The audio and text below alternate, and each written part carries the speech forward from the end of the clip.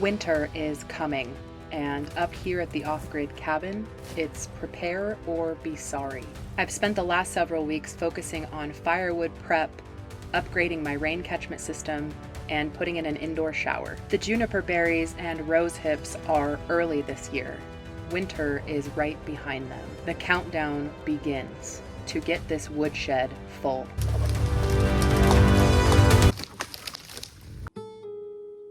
While I'm still making progress, there's something going on behind the scenes that's slowing my forward momentum.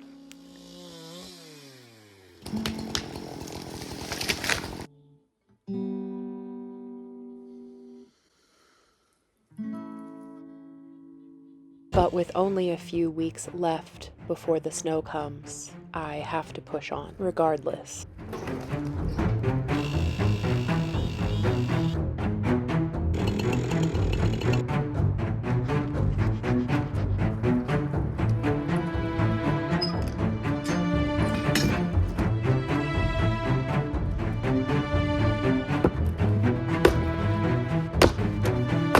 When you live alone, you kind of have to be on all the time because you wear all the hats. When you live alone off-grid, getting sick or other life circumstances can set you back significantly, especially when you're trying to prep for winter. I do a pretty good job of staying active and eating well, but sometimes there are things that happen in my life that are unavoidable, that do interfere with getting things done. But I just have to keep trying.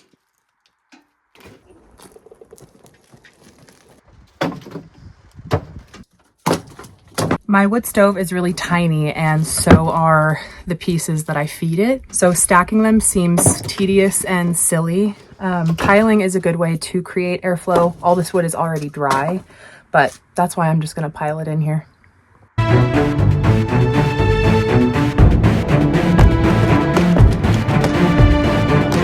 Whoops. I split my splitting stump. Guess I gotta go grab another one. Cue the intense music!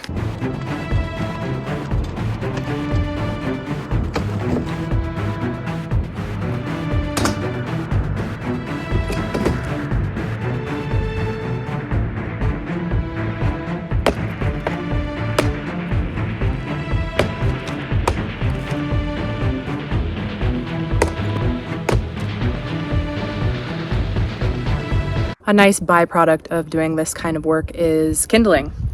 All these small branches that come off the logs I split, I pile up and save to use for kindling. Something else I use as my main source of kindling is pitched pine, also known as fatwood. There's a ton of it on my property and it makes excellent kindling. I'm repurposing these old nesting boxes as kindling cubbies. So as soon as I get all of my pitched pine wood cut up, it'll all be stored right in here. I'm making progress. And while I work to control my future comfort level for the coming cold months, I am reminded of the things I cannot control, like the cycle of life. And quietly in the background, I've had a heavy heart.